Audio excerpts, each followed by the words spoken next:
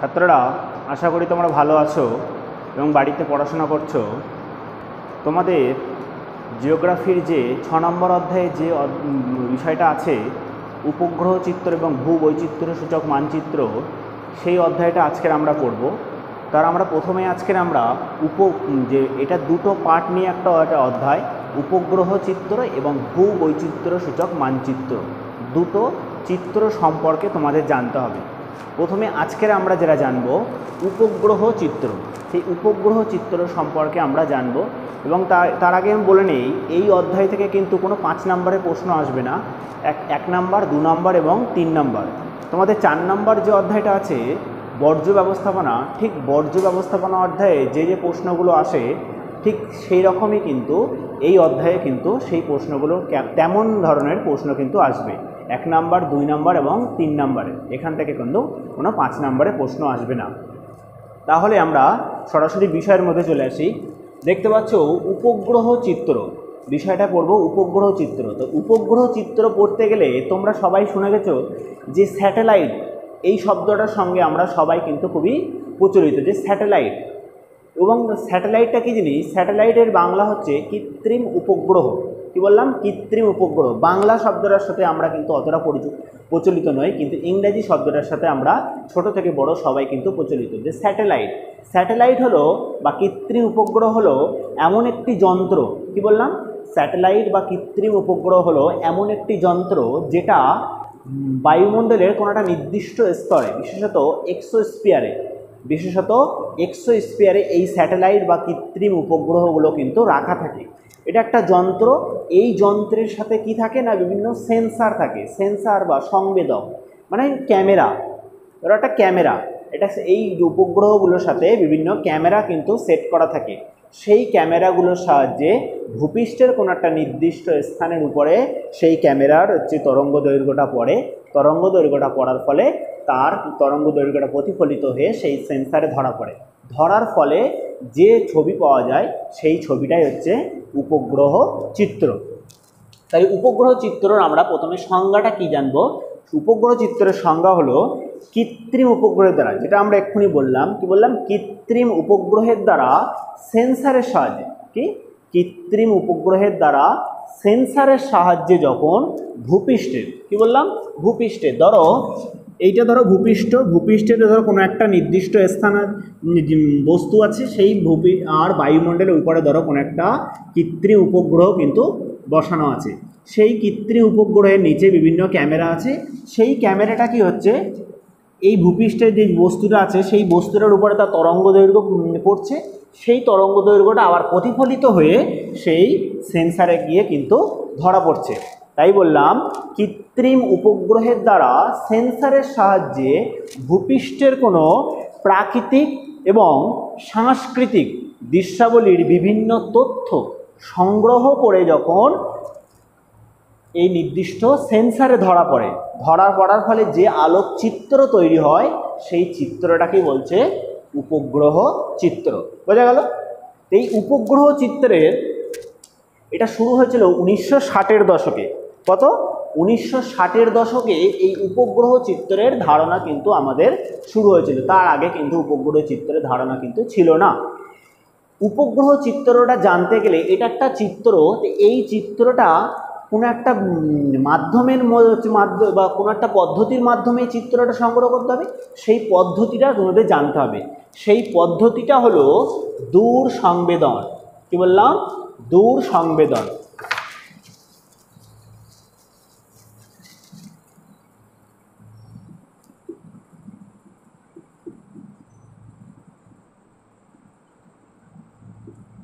তাহলে দূর সংবেদন বা ইংরেজিতে বলা হয় রিমোট সেন্সিং।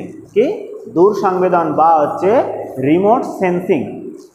তাহলে রিমোট সেন্সিং কি সেটা জানতে হবে। রিমোট সেন্সিং হচ্ছে, দেখো, দূর এবং সংবেদন, দূর থেকে যে কোনো কিছু সংবেদন যাতে করা হয় সেটা কি বলা হয়? দূর সংবেদন বা রিমোট সেন্সিং। তোমরা প্রত্যেকের বাড়িতে বিভিন্ন টিভি আছে, দেখবে টিভিতে কিন্তু আমরা সরাসরি টিভির কাছে গিয়ে কিন্তু চ্যানেলগুলো পাল্টাই না। কি হয় না, দূরে থেকে রিমোট কন্ট্রোল করি, তারপরে সেই টিভি চ্যানেলগুলো কিন্তু পাল্টে যায়। তাহলে ঠিক এটা কিন্তু কোনো একটা লক্ষ্য বস্তুকে, যে লক্ষ্য বস্তুটাকে আমি হচ্ছে চিত্র করব বা আমি চিহ্নিত করব, সেই লক্ষ্য বস্তুর কাছে না গিয়ে, তাহলে সেটা কোথায় হচ্ছে না, ভূপৃষ্ঠ। এই আমাদের নিচে যে ভূপৃষ্ঠ আছে, ভূপৃষ্ঠের কোনো একটা নির্দিষ্ট বস্তুর লক্ষ্য বস্তুর কাছে না গিয়ে দূরের থেকে সেই বস্তুটার উপরে থেকে যে তথ্য সংগ্রহ করা হয়, সেই পদ্ধতিটাকে বলছে রিমোট সেন্সিং। বোঝা গেল? এটা কিন্তু রিমোট সেন্সিংয়ের মূল বিষয়বস্তু হলো, যে লক্ষ্যবস্তুকে আমি সংগ্রহ করব, সেই লক্ষ্যবস্তুকে কিন্তু স্পর্শ করব না, দূর থেকে তার থেকে তথ্য সংগ্রহ করব। বোঝা গেল? এই হলো রিমোট সেন্সিং। এই রিমোট সেন্সিংয়ের কিন্তু সুবিধা এবং অসুবিধা আসে।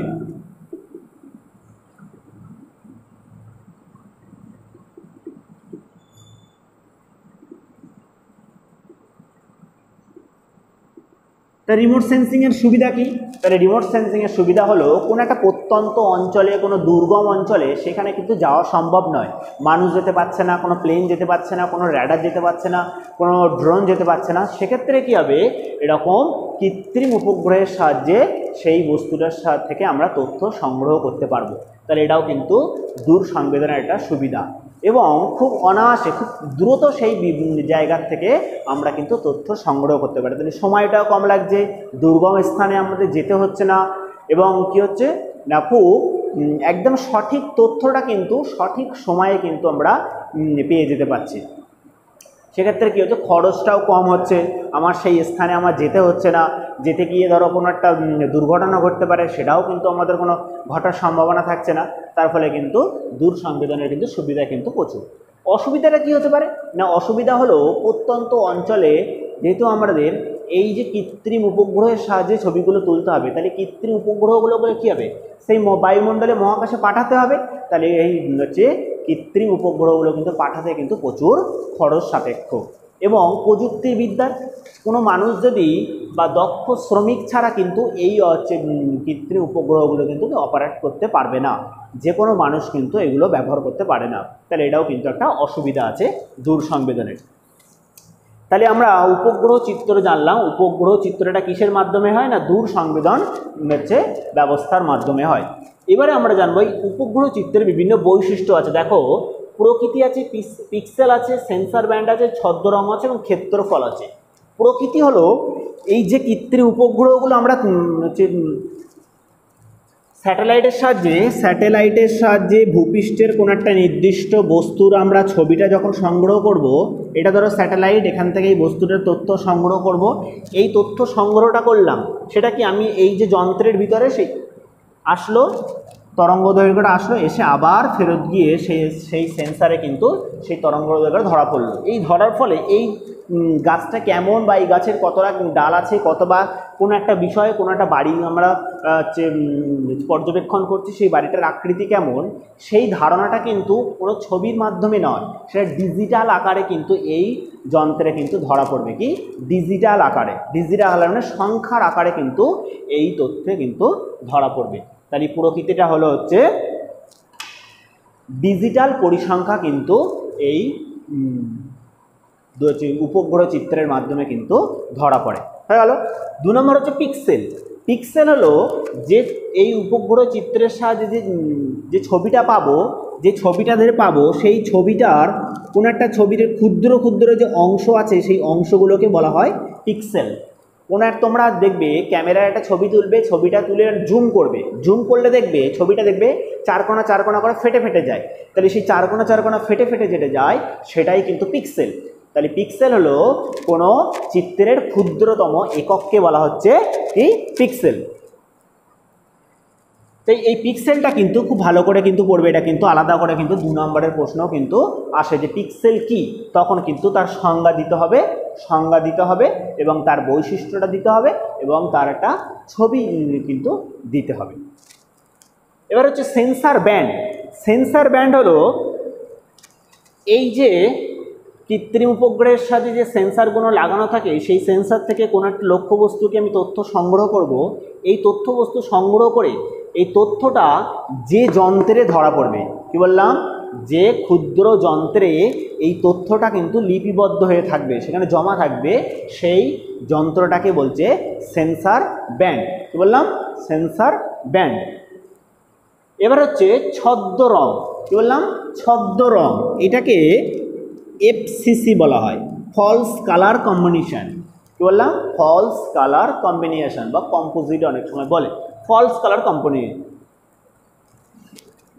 ছদ্মরং, ছদ্মরং হলো এই উপগ্রহ চিত্রের সাহায্যে যে ছবিটা আমরা পাবো, সেই ছবিটা আমরা যে পেলাম, সেই ছবিটা কিন্তু অরিজিনাল যে গাছের ছবি, অরিজিনাল যে বাড়ির ছবি, অরিজিনাল যে রাস্তার ছবি, সেই রংটা অরিজিনাল সেই বিষয়টাকে সঠিক রং না দিয়ে হচ্ছে কোনো অন্য রং দিয়ে দেখানো হয়। বললাম সঠিক যে বস্তুর রং যেমন, সেই রং দিয়ে সঠিকভাবে না দেখিয়ে অন্য রং দিয়ে দেখানো হয়। এইটা হচ্ছে এই উপগ্রহ চিত্রের সাহায্যে কিন্তু হয়। কেন দেখানো হয় আমরা হচ্ছে পরে বলছি। কি কি রং দেখানো হয়? মূলত তিনটে রং। কি বললাম? তিনটে রং, লাল, সবুজ আর নীল। লাল, সবুজ আর নীল, এই তিনটে রঙের কোনো বস্তুর হচ্ছে রং, মূলত এই তিনটে রঙের যে বস্তুগুলো আছে সেই বস্তুগুলোর রঙকে অন্য রং দিয়ে দেখানো হয়। লালটাকে দেখানো হয় ইনফ্রারেড। কি বললাম? লালটাকে দেখানো হয় ইনফ্রারেড, ইনফ্রারেড লাল, এবং আর এটা হচ্ছে সবুজ।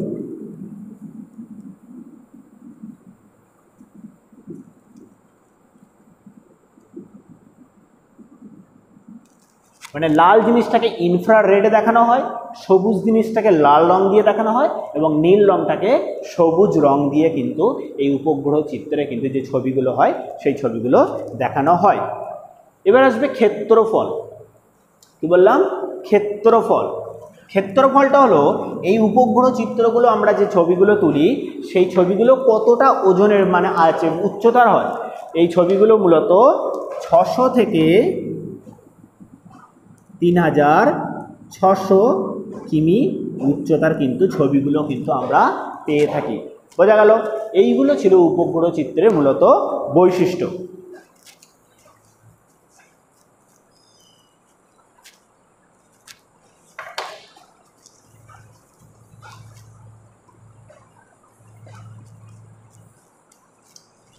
এরপরে জানবো, দেখো এই উপগ্রহ চিত্র জানলাম, উপগ্রহ চিত্রের বৈশিষ্ট্য জানলাম। এই উপগ্রহ চিত্র থেকেই কতগুলো শব্দ আসে, যেমন হচ্ছে প্ল্যাটফর্ম।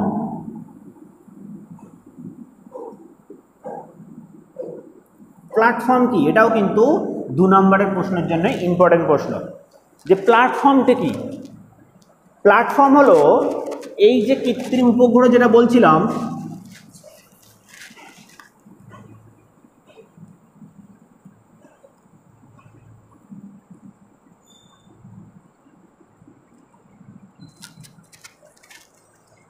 এটা ভূপৃষ্ঠ। এই ভূপৃষ্ঠ থেকে কৃত্রিম উপগ্রহগুলো স্যাটেলাইটে এরকম পাঠানো হলো বায়ুমণ্ডলের কত না 160 কিমি উচ্চতায় কিন্তু মূলত যে কৃত্রিম উপগ্রহগুলো কিন্তু থাকে। ভূপৃষ্ঠ থেকে 160 কিলোমিটার উচ্চতায় এই কৃত্রিম উপগ্রহগুলো অবস্থান থাকে। এই উপগ্রহগুলো আমরা ভূপৃষ্ঠ থেকে পাঠালাম, পাঠিয়ে যে যন্ত্রটা পাঠালাম, সেই যন্ত্রটা কিন্তু কোনো একটা নির্দিষ্ট স্থানে সেটা কিন্তু হচ্ছে বসানো থাকবে। সেই নির্দিষ্ট স্থানে বসানো থেকে সেখান থেকে কিন্তু সেই ক্যামেরার সাহায্যে ভূপৃষ্ঠের কোনো একটা নির্দিষ্ট বস্তুর কিন্তু ছবিগুলো সংগ্রহ করবে। তাই যে স্থানে এই স্যাটেলাইটের যে ক্যামেরাগুলো বা সেন্সারগুলো বসানো থাকে বা অবস্থান করা থাকে, সেই স্থানটাকে বলছে কি? প্ল্যাটফর্ম। তাহলে যে নির্দিষ্ট স্থান থেকে ভূপৃষ্ঠের কি তথ্য সংগ্রহ বা চিত্র তোলা হয়, সেই স্থানটাকে বলছে প্ল্যাটফর্ম। ঠিক যেমন কোনো একটা ট্রেনে যেমন প্ল্যাটফর্মের নির্দিষ্ট স্থানেই কিন্তু ট্রেনটাকে দাঁড়ায়, সেখান থেকে কিন্তু যাত্রীদেরকে তোলে এবং নামায়। তাহলে ঠিক যেমন ট্রেনের যেমন একটা নির্দিষ্ট স্থান আছে, সেটাকে প্ল্যাটফর্ম বলা হয়। ঠিক এই কৃত্রিম উপগ্রহগুলো কিন্তু ভূপৃষ্ঠের থেকে বায়ুমণ্ডলে প্রবেশ করে বায়ুমণ্ডলে যে নির্দিষ্ট স্থানে রাখা থাকে, সেই স্থানটাকে বলছে কি? প্ল্যাটফর্ম। আর একটা শব্দ আছে সোয়াত। কি বললাম? সোয়াত। সোয়াত কি? সোয়াত হলো এই যে কৃত্রিম উপগ্রহগুলো কিন্তু কি হচ্ছে, না ভূপৃষ্ঠের থেকে বায়ুমণ্ডলের 160 কিলোমিটার পর্যন্ত উচ্চতায় আমরা প্রেরণ করলাম। এবার প্রেরণ করার ফলে এই উপগ্রহগুলো কিন্তু পৃথিবী যেমন আবর্তন করে, এই উপগ্রহগুলো কিন্তু আবর্তন করে। কোনো উপগ্রহের পরে আমরা আসছি, কোনো উপগ্রহগুলো কিন্তু এরকম উত্তর থেকে দক্ষিণে আবর্তন করে, আবার কোনো উপগ্রহ এরকম পূর্ব পশ্চিমে নিরক্ষীয় তল বরাবর কিন্তু আবর্তন করে। তোমরা কিন্তু শুনেছ। ঠিক সেরকম এই সোয়াত হলো কৃত্রিম উপগ্রহগুলো, কি বললাম, কৃত্রিম উপগ্রহগুলো হচ্ছে আড়াআড়িভাবে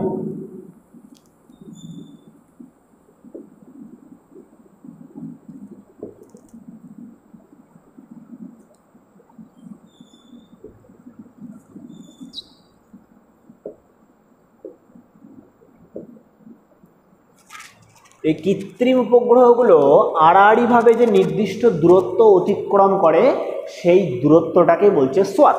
ধরো কোনো একটা কৃত্রিম উপগ্রহ এখানে অবস্থান ছিল, সেই উপগ্রহটা আবর্তন করতে করতে ধরো এই স্থানে অবস্থান করছে, তাহলে এরকম আড়াআড়িভাবে যতটা দূরত্ব অতিক্রম করে সেই মোট দূরত্বকে বলছে কি সোয়াত।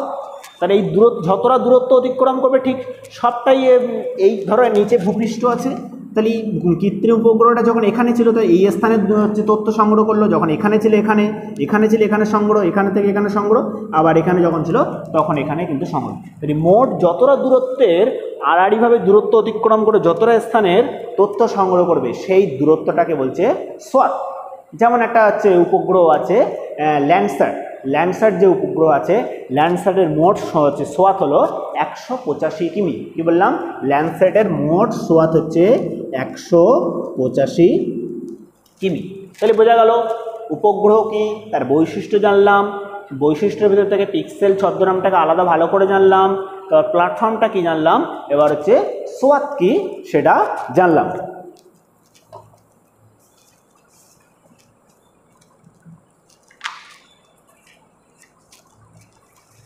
এরপরে যেটা জানতে হবে, উপগ্রহ চিত্রের উপাদান। কি বললাম, উপগ্রহ চিত্রের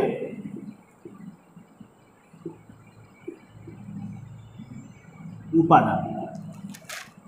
যে উপগ্রহ চিত্রগুলো আমরা তৈরি করব, সেই উপগ্রহ চিত্র তৈরি করতে গেলে তার উপাদান কি লাগবে, তার মূলত দুটো উপাদান লাগে। কি বললাম, মূলত দুটো উপাদান লাগে। একটা হচ্ছে উপগ্রহ লাগবে, আর দুই হচ্ছে সেন্সর লাগবে। উপগ্রহ কি, যে যন্ত্রটা, যে ক্যামেরাগুলোর সাহায্যে আমরা ছবিগুলো তোলা হয় সেই উপগ্রহ কিন্তু লাগবে, আর এটা হচ্ছে সেন্সর। এই উপগ্রহ কিন্তু আবার দুই ভাগে ভাগ করা যায়, মানে দুই রকমের হয়। কি বললাম, উপগ্রহগুলো কিন্তু দুই রকমের। একটা হচ্ছে ভূ সমলয়,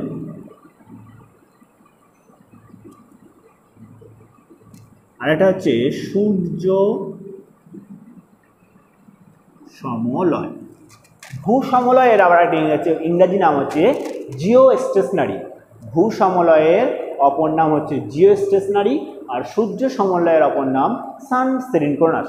তোমাদের কিন্তু এবারের পরীক্ষায় কিন্তু এই দুটো উপগ্রহের পার্থক্য কিন্তু খুবই ভেরি ইম্পর্টেন্ট প্রশ্ন, খুবই ভালো করে কিন্তু পড়ে যাবে এই দুটো উপগ্রহের পার্থক্য। তাহলে ভূ সমলয়টা হলো, এই হলো আমাদের পৃথিবীটা যদি আমরা কল্পনা করি, ঠিক এই পৃথিবীর আমরা প্রথমে বলেছিলাম দুটো উপগ্রহ আছে, একটা হচ্ছে নিরক্ষরেখা বরাবর থাকে, একটা হচ্ছে মেরু বরাবর থাকে। এই হলো পৃথিবীর, এই পৃথিবীর দেখো এই হচ্ছে নিরক্ষরেখা বরাবর আবর্তন করবে। নিরক্ষরেখা বরাবর, পৃথিবীর নিরক্ষীয় রেখা বরাবর যে সমস্ত উপগ্রহগুলো আবর্তন করে সেগুলোকে বলছে ভূ সমলয়। কি বললাম, নিরক্ষরেখা বরাবর পূর্ব থেকে পশ্চিমে যে উপগ্রহগুলো আবর্তন করে তখন তাকে বলা হচ্ছে ভূ সমলয়। আর আরেকটা হচ্ছে সূর্য সমলয়। ঠিক একই রকমভাবে পৃথিবীটাকে যদি আমরা গোল কল্পনা করি, আর পৃথিবীর এইভাবে আবর্তন করবে উত্তর দক্ষিণে মেরু বরাবর, মানে এরকম মেরু বরাবর আবর্তন করবে। আগেটা ছিল নিরক্ষরেখা বরাবর এইভাবে, আর এটা হচ্ছে এরকম উত্তর দক্ষিণ বরাবর আবর্তন করবে, তাই এটাকে বলছে কি সূর্য সমলয়। বোঝা গেল? এদের মধ্যে তাই এটা জানলাম নিরক্ষরেখা বরাবর থাকে পূর্ব থেকে পশ্চিমে, এটা জানলাম উত্তর থেকে দক্ষিণে মেরু বরাবর থাকে। এইবারে দেখো উচ্চতা, এই যে উপগ্রহগুলো মূলত ভূপৃষ্ঠ থেকে 3600, কি বললাম, ভূপৃষ্ঠ থেকে 3600 থেকে 36,000 কিমির মধ্যে। কি বললাম? 3600 থেকে 36,000 কিলোমিটারের মধ্যে কিন্তু এই হচ্ছে উপগ্রহগুলো কিন্তু অবস্থান করে। আর সূর্য সমলয় কত না 700 থেকে 900 কিলোমিটারের মধ্যে কিন্তু এই সূর্য সমলয় উপগ্রহগুলো কিন্তু অবস্থান করে। এইবারে এই যে ভূসমলয় ভূপৃষ্ঠের কোনো একটা নির্দিষ্ট স্থান আবর্তন করছে, আর পৃথিবীর আবর্তন গতি সেই আবর্তন গতির সাথে তাল মিলিয়ে, তাহলে একটা পৃথিবীর একটা নির্দিষ্ট স্থান সারাদিনের মধ্যে কতবার পৃথিবীর সামনে আসে? একবার। ঠিক সেরকমই এই ভূসমলয়ের সাহায্যে যখন কোনো ছবি করা হবে কোনো একটা নির্দিষ্ট স্থানে, তখন একবারই কিন্তু সেই কোনো একটা বস্তুর কিন্তু ছবি কিন্তু সংগ্রহ করবে। তাহলে এটা কিন্তু একবার আবর্তন করে। আর এই সূর্য সমলয় যেহেতু মানে উত্তর দক্ষিণ বরাবর আবর্তন করে, আর এটার গতিবেগটা কিন্তু বেশি, এর গতিবেগ এটা মূলত কোনো একটা নির্দিষ্ট স্থানে 15 বার কিন্তু আবর্তন করে। একই বস্তুর উপরে সারা দিনের মধ্যে সে 15 বার আবর্তন করবে একই বস্তুর উপরে, তাহলে 15 বার সে ছবিটা তুলছে, আর কিন্তু কোনো মানে একবারই কিন্তু ছবিটা তুলছে। এই ভূসমলয় উপগ্রহগুলো মূলত কিসের কি কাজে লাগে? ভূসমলয় উপগ্রহগুলো মূলত আবহাওয়ার, কি বললাম, আবহাওয়া ও জলবায়ু সম্পর্কিত ধারণা কিন্তু পাওয়ার জন্য কিন্তু এই ভূসমলয় উপগ্রহের কিন্তু আমরা ব্যবহার করে থাকি। আর সূর্য সমলয়ের যে সানসিনক্রোনাস সেই উপগ্রহগুলো আমরা কি কাজে ব্যবহার করতে পারি না, কোনো স্থানে সম্পদ আহরণের জন্য, কোনো স্থানে কতটা সম্পদ আছে, কোথায় সম্পদ আছে, সেইগুলোর কিন্তু ধারণা কিন্তু আমরা এই সূর্য সমলয় উপগ্রহগুলো কিন্তু থেকে কিন্তু পেয়ে থাকি। বোঝা গেল? আর একটা বিষয় বৈশিষ্ট্য হলো এই ভূসমলয় উপগ্রহগুলো কিন্তু এক জায়গার কোনো একটা নির্দিষ্ট স্থানে যখন এই পৃথিবীর আবর্তন করবে, পৃথিবীর প্রায় অর্ধেক কিন্তু ছবি কিন্তু সে তুলতে পারবে। কি বললাম? পৃথিবীর প্রায় অর্ধেক। তাহলে পৃথিবীর হচ্ছে এইভাবে আবর্তন করছে আড়াআড়িভাবে, পৃথিবীর এইভাবে আড়াআড়ি আবর্তন করার ফলে তাহলে কোনো পৃথিবীর অর্ধেকটা আবর্তন করছে, মানে সে তথ্য সংগ্রহ করতে পারছে এই দিক থেকে, এই দিকটা কিন্তু পাচ্ছে না।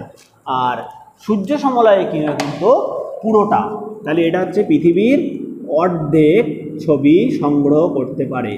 আর এটা হচ্ছে পৃথিবীর সব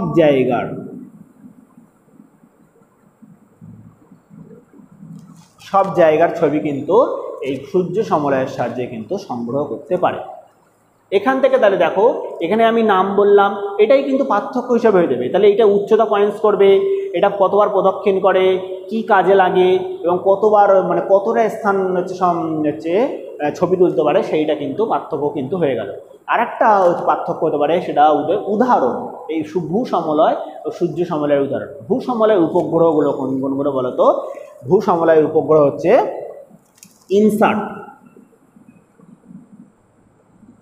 ইনসার্ট উপগ্রহ, জিওইএস উপগ্রহ, জিওএমএস উপগ্রহ, আরও বিভিন্ন উপগ্রহ আছে, তোমরা বইতে দেখে নেবে। আর সূর্য সমলয় উপগ্রহ হচ্ছে ভারতের আইআরএস সিরিজ, ফ্রান্সের স্পট সিরিজ। বোঝা গেল? এই উপগ্রহগুলো কিন্তু সূর্য সমলয়ের মধ্যে পড়ছে। তাহলে বোঝা গেল উপগ্রহ কি, কয় রকমের এবং তাদের সম্পর্কে। এবারে আমরা জানবো সেন্সার মানে যন্ত্র, যে যন্ত্রের সাহায্যে আমরা এই ছবিটা তুলছি। উপগ্রহগুলো কি করছে না, সে শুধু আবর্তন করছে, সেই উপগ্রহের ভিতরে সেন্সারগুলো লাগানো থাকে, ক্যামেরাগুলো লাগানো থাকে। সেই ক্যামেরাকে আবার দুরকমভাবে ভাগ করছে। এই সেন্সারের বাংলা হলো সংবেদনকে আবার দুটো ভাগে ভাগ করতে পারি। একটা হচ্ছে সক্রিয় সেন্সার,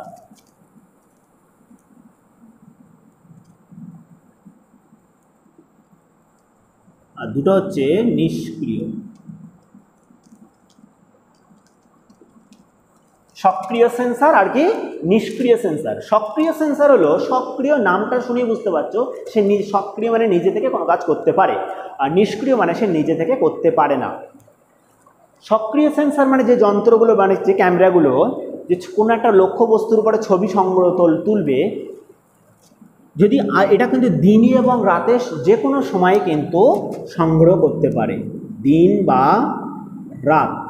আর এই নিষ্ক্রিয়গুলো কিন্তু শুধু দিনের বেলা। কেমন? যে সেন্সারটা বা যে ক্যামেরার সাহায্যে কোনো একটা লক্ষ্যবস্তুর আমি ছবিটা তুলব, যদি রাতের বেলা, আমি রাতের বেলাও ছবিটা সংগ্রহ করতে হবে, তো রাতের বেলা আলো না থাকলে আমি ক্যামেরার সাহায্যে যদি ছবি তুলি, তাহলে সেই ছবিটা উঠবে না? নিশ্চয়ই উঠবে না। তখন কী হবে, এই সেন্সার থেকেই একটা নিজে থেকে একটা আলো নিজে থেকে বার করে দেয়। যেমন আমাদের ওই মোবাইলে যেমন ফ্ল্যাশ জ্বালায়, নিজে থেকে আলো বার করে দিয়ে ছবিটা তোলে, ঠিক সেরকমই এই সেন্সারগুলো থেকে নিজেদের মধ্যে থেকে একটা রকমের আলো সে বার করে দেবে, বার করে সেই লক্ষ্য বস্তুর উপরে ফেলে সেই বস্তু থেকে তথ্য সংগ্রহ করবে। সেটাকে ওই জন্য বলছে সক্রিয়। আর নিষ্ক্রিয় মানে শুধুমাত্র সূর্যের আলোর উপর ভিত্তি করে কিন্তু ছবিটা তুলতে পারে, এর ভিতরে কিন্তু আর কোনো নিজস্ব আলো নেই, তাই এগুলোকে বলছে নিষ্ক্রিয় সেন্সার। ওই জন্য শুধুমাত্র দিনের বেলা কিন্তু সংগ্রহ করতে পারে। বোঝা গেল? এইগুলোর উদাহরণ কি হতে পারে? তাহলে এইগুলোর উদাহরণ জানতে হবে। তাহলে এই সেন্সার কি, এটাও 2 নম্বরে কিন্তু ভালো করে প্রশ্ন পড়তে হবে, সেন্সার কি এবং সেন্সার কয় প্রকার এখানে দিতে হবে, তার বৈশিষ্ট্য দিতে হবে এবং তাদের উদাহরণগুলো কিন্তু দিতে হবে। তাহলে সক্রিয় সেন্সারের উদাহরণ হচ্ছে র্যাডার।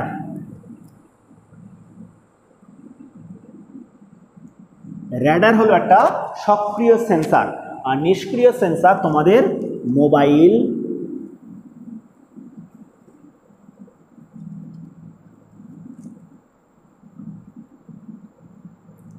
মোবাইল ফোন বা ফটোগ্রাফি,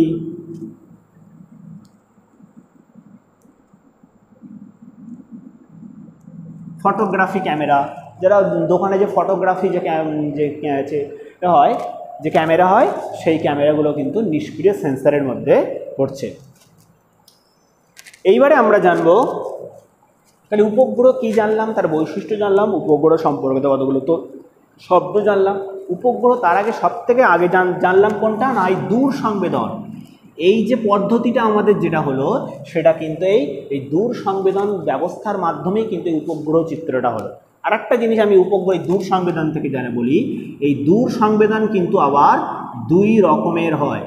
একটা হচ্ছে বিমান চিত্র, আর একটা হচ্ছে উপগ্রহ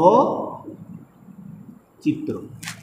বিমান চিত্র মানে বিমান থেকে কোনো একটা স্থানে ছবি তোলা হবে, সেটাকে বলা হয় বিমান চিত্র। উপগ্রহ হলো কৃত্রিম উপগ্রহের সাহায্যে কোনো একটা স্থানে ছবি তোলা হবে। ঠিক যেমন ধরি কোনো একটা স্থানে যদি এরকম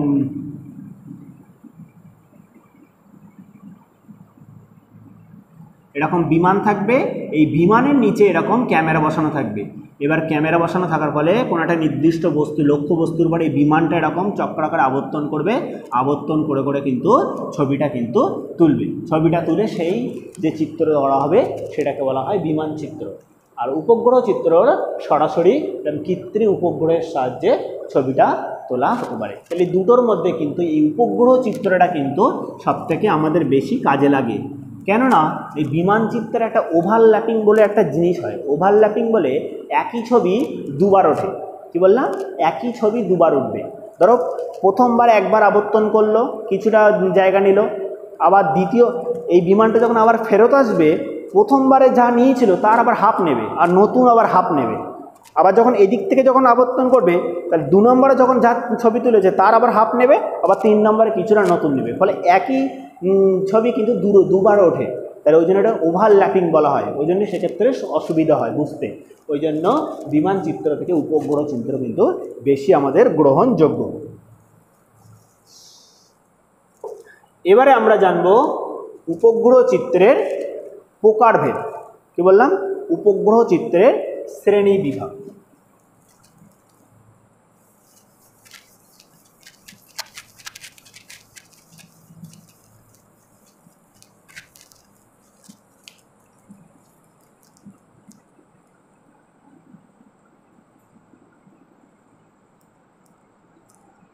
উপগ্রহ চিত্রের শ্রেণীবিভাগ।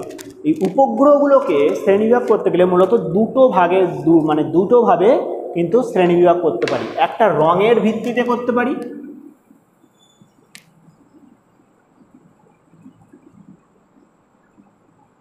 একটা রঙের ভিত্তিতে, আর একটা হচ্ছে তরঙ্গ দৈর্ঘ্যের ভিত্তিতে।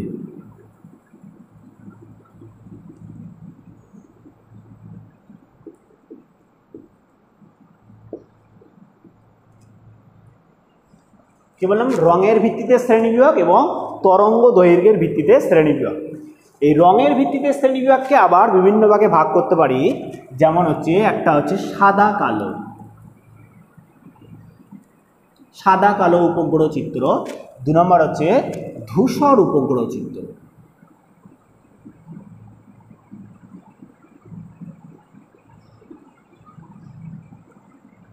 আর 3 নম্বর হলো হচ্ছে বহু বর্ণালী উপগ্রহ।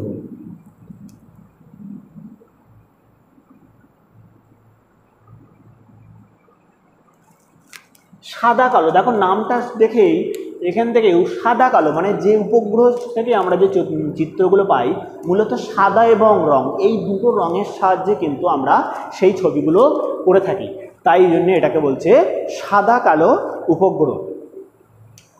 এবং এইগুলোকে আবার বাইনারি চিত্রও বলা হয়। কি বললাম? এইগুলোকে বাইনারি, কেন এই যে ছবিগুলো হয় সেগুলো ডিজিট, বাইনারি ডিজিটে এইগুলো প্রকাশ করা হয়, ওই জন্য এগুলোকে বলা হচ্ছে বাইনারি চিত্র। আর ধূসর উপগ্রহ চিত্র মূলত এখানে যে সমস্ত বস্তুগুলো আমরা দেখি এতে ভূপৃষ্ঠের উপাদান সাদা থেকে কালো পর্যন্ত প্রায় 28টা রং, 28টা বস্তুকে বা 28টা ধরনের ধূসর সাহায্যে এই ছবিগুলো কিন্তু দেখানো হয়, তো ধূসর রঙের। আর বহু বর্ণালী এখানে বিভিন্ন রকম রং ব্যবহার করে, বিভিন্ন রকমের রং ব্যবহার করে যে ছবিগুলো করা হয় সেগুলোকে বলা হয় বহু বর্ণালী, যেগুলো আমাদের এখন প্রচলিত বা আমরা যেগুলো ব্যবহার করে থাকি। যেমন হচ্ছে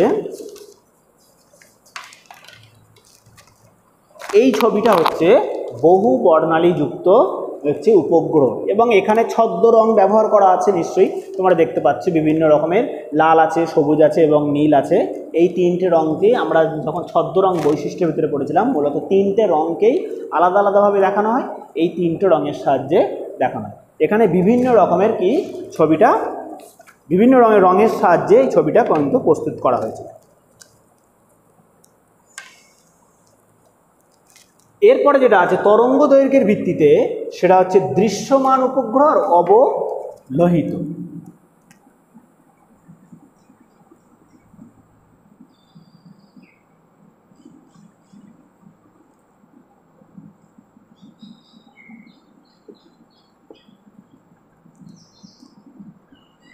দৃশ্যমান উপগ্রহ আর 2 নম্বর হচ্ছে অবলোহিত উপগ্রহ। দৃশ্যমান উপগ্রহে মূলত মেঘ এবং বরফকে মূলত সাদা রং দিয়ে দেখানো হয়, বাকি বস্তুগুলোকে ধূসর বা কালচে রং দিয়ে সাহায্যে এই উপগ্রহ কিন্তু দেখানো হয়। কি বললাম? মেঘ এবং যে বরফ এইগুলোকে মূলত সাদা রং দিয়ে দেখানো হয়, আর অন্য রঙগুলো মূলত সব ধূসর রং দিয়ে দেখানো হয়। আর অবলোহিত যে হচ্ছে উপগ্রহ, সেখানে কি হয় না উষ্ণ মানে একটু গরম জাতীয় বস্তু, যদি আগ্নেয়গিরি বা আগুন টাগুন হয়, উষ্ণ বস্তুর ধূসর বা কালচে এবং শীতল বস্তু সাদা রং দিয়ে দেখানো হয়। উষ্ণ বস্তু কি বললাম? উষ্ণ বস্তু কালচে আর শীতল বস্তু সাদা রং দিয়ে এই অবলোহিত উপগ্রহ চিত্রটা কিন্তু দেখানো হয়। তাহলে এইটা ছিল উপগ্রহ চিত্রের প্রকারভেদ, রঙের ভিত্তিতে এবং তরঙ্গ দৈর্ঘ্যের ভিত্তিতে। বোঝা গেল?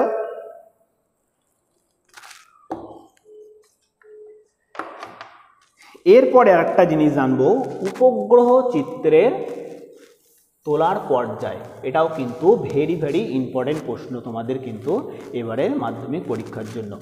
আগে একটা বলেছিলাম ভেরি ইম্পর্টেন্ট প্রশ্ন, এদিকে এখনও মুছিনি, সেটা ভূসমলয় সূর্য সমলয়ের পার্থক্য। আর একটা যেটা বলবো এখন, যেটা উপগ্রহ চিত্র তোলার পর্যায়।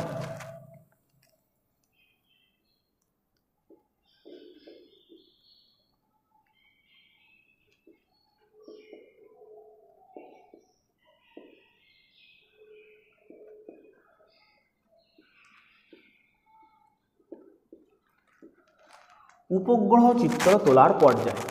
উপগ্রহ চিত্র তোলার পর্যায়কে মূলত আমরা দুটো ভাগে ভাগ করতে পারি। কি বললাম? উপগ্রহ চিত্র তোলার পর্যায়কে দুটো ভাগে ভাগ করতে পারি। প্রথমে হচ্ছে তথ্য সংগ্রহ।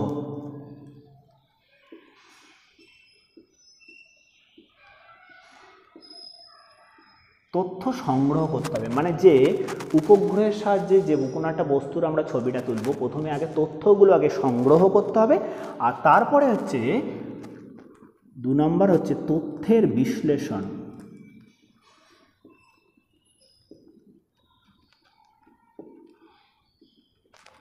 এই হলো দুটো পর্যায়। এই দুটো পর্যায়ের ভাগ আছে। তথ্য সংগ্রহ করব, সেই তথ্যগুলোকে আবার কি করব, এবারে বিশ্লেষণ করব। তথ্য সংগ্রহ করতে গেলে প্রথমে আসবে কৃত্রিম উপগ্রহের উপস্থাপন। কৃত্রিম উপগ্রহের কি করলাম না, উপস্থাপন। যদি আমরা কোনো একটা এরকম লক্ষ্য বস্তুর আমরা ছবিটা তুলব, তাহলে এখান থেকে কি হচ্ছে না, সূর্যের আলোকে কেন্দ্র করে আমরা ছবিগুলো তুলব সাহায্যে। তাহলে সূর্যের আলোটা এই বস্তুর উপরে পড়বে এবং আমাদের কৃত্রিম উপগ্রহটা কি হচ্ছে, ধরো কোনো একটা এরকম নির্দিষ্ট স্থানে ধরো রাখতে হবে। কৃত্রিম উপগ্রহটাকে আগে উপস্থাপন করলাম, তাহলে কি করলাম, কৃত্রিম উপগ্রহটা হচ্ছে প্রথমে উপগ্রহে উপস্থাপন করলাম। বোঝা গেল? 2 নম্বর হচ্ছে কৃত্রিম উপগ্রহ উপস্থাপন হয়ে গেল। এইবারে এই সূর্য থেকে যে আলোটা পৃথিবীর উপরে লক্ষ্যবস্তুর উপরে পড়ছে, সেই লক্ষ্যবস্তুর উপরে কী হবে, আলোর বিচ্ছিরণ হতে হবে। কী বলতে হবে? আলোর বিচ্ছিরণ। বিচ্ছিরণ মানে প্রতিফলিত হয়ে যাবে, আলোটা বিচ্ছিরণ ঘটবে। আলোর বিচ্ছিরণ হলো, আলোর বিচ্ছিরণ হওয়ার ফলে এক মিনিট একটু করে দাঁড়াও। তাহলে প্রথমে উপগ্রহটাকে উপস্থাপন করলাম। 2 নম্বর হচ্ছে আলোর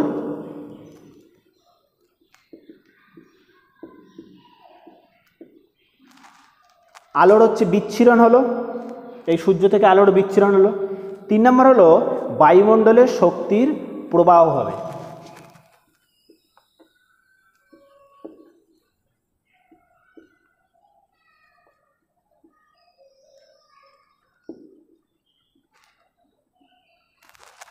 বায়ুমণ্ডলের শক্তির প্রবাহ হবে।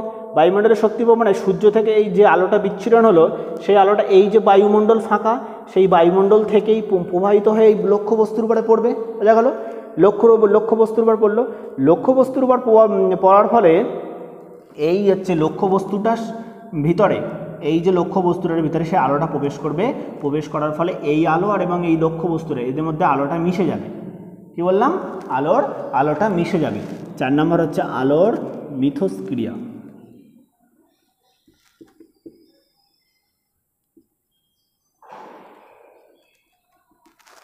আলোর মিথস্ক্রিয়া হবে। আলোর মিথস্ক্রিয়া হওয়ার ফলে এই হচ্ছে লক্ষ্যবস্তু থেকে আলোটা এরকম কী হবে, বিচ্ছিন্ন হবে। কী হবে? সংবেদক দ্বারা বিচ্ছিন্ন হবে। বিচ্ছিন্ন হওয়ার ফলে এই যে উপগ্রহ চিত্রের উপগ্রহের যে কৃত্রিম উপগ্রহ আছে, সেই উপগ্রহগুলোর সাহায্যে এই হচ্ছে প্রতিফলিত আলোক বস্তুটা, তরঙ্গ দৈর্ঘ্যটা এখানে সংবেদক দ্বারা গৃহীত হবে।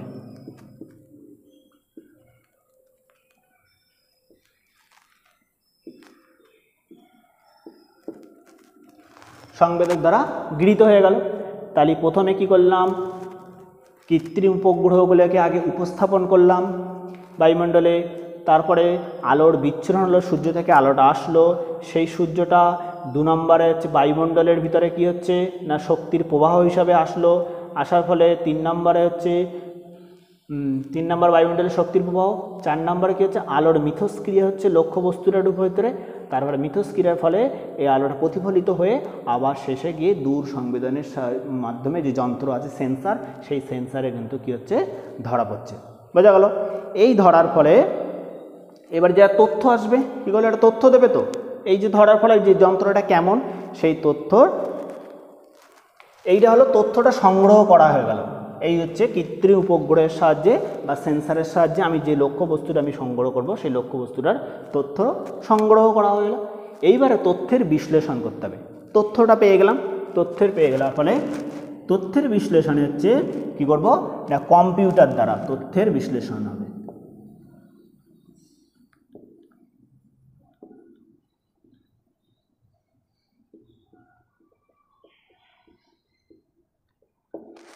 যে তথ্যটা আমি পেলাম সেই তথ্যটা কী হবে না কম্পিউটার আছে, সেই কম্পিউটারের ভিতরে দেওয়া হবে। সেই কম্পিউটারের সাহায্যে আমি কী করে বিশ্লেষণ করে সেই কম্পিউটারের আমি সেটা পাইগ্রাফ বানাতে পারি, কোনো একটা ছক বানাতে পারি, কোনো একটা বার গ্রাফ বানাতে পারি, কোনো একটা ছবির ম্যাপ আঁকতে পারি। তো কম্পিউটার দ্বারা বিশ্লেষণ হয়ে গেল। তারপরে কী হবে, 2 নম্বর আলোকচিত্র তৈরি করা হবে।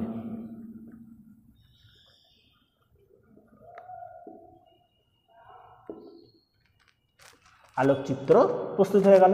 এই কম্পিউটার থেকে একটা ছবি এবারে আমি তৈরি করলাম। তাহলে এইটাই বোঝা গেল। তারপরে আর একটা আসতে পারে হচ্ছে ব্যবহার। যে আলোকচিত্র থেকে ছবিটা পেলাম সেই ছবিটা আমরা বিভিন্ন কাজে ব্যবহার করব। বোঝা গেল। এই হলো উপগ্রহ চিত্র তোলার পর্যায়। বুঝতে পারলাম। প্রথমে 1 নম্বর কৃত্রিম উপগ্রহকে উপস্থাপন করব, 2 নম্বর সূর্য থেকে তথ্যে আলোর বিচ্ছুরণ ঘটবে, 3 নম্বর বায়ুমণ্ডলের শক্তির প্রবাহ হবে, 4 নম্বর এই বস্তুর উপরে আলোর মিথস্ক্রিয়া হবে, 5 নম্বর সংবেদন দ্বারা আলোটা গ্রহণ হবে, 6 নম্বর এখানটা হচ্ছে এটা দ্বারা 6 দিতে পারি, 6 নম্বর হচ্ছে কী হবে, কম্পিউটার দ্বারা হচ্ছে তথ্যের আহরণ হবে, কম্পিউটার দ্বারা তথ্যের বিশ্লেষণ করব। তারপরে 7 নম্বর দ্বারা আলোকচিত্র দ্বারা প্রস্তুত করব, আর 8 নম্বর হচ্ছে আমি ব্যবহার করব। এই হলো উপগ্রহ চিত্রের পর্যায়। তাহলে এইগুলো তোমরা একটু ব্যাখ্যা করতে হবে, আর এরকম যদি একটা ছবি দিতে পারো তাহলে কিন্তু খুবই ভালো হয়। আর একটা এই অধ্যায় থেকে এই বিষয় থেকে আরেকটা জানবো, উপগ্রহ চিত্রের গুরুত্ব।